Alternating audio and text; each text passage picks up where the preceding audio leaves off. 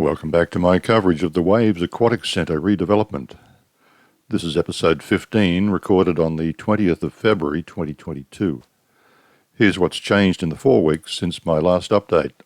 Number 1, roof coping and skylights have been installed on the southwest side of the indoor leisure pool hall.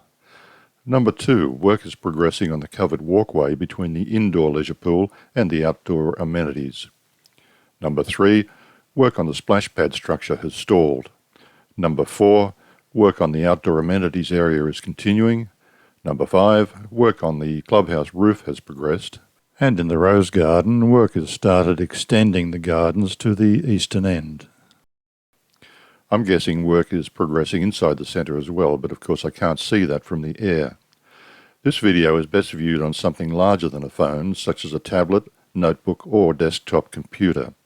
As usual, in this video I'll run the drone around the perimeter of the site to show you the current status, and then compare the video from this episode with the last so you can see the differences. Remember to have a look at the video description for more information, particularly if you want to view the very high resolution drone maps I prepare for each episode. You can download the maps and then zoom in on those areas of particular interest to you.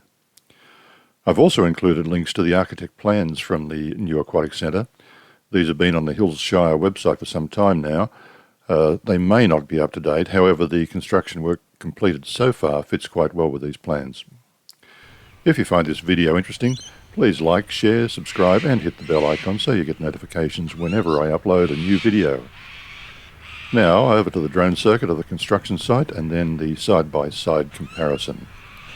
No more commentary from here on, just the sounds of nature I recorded in the rose garden.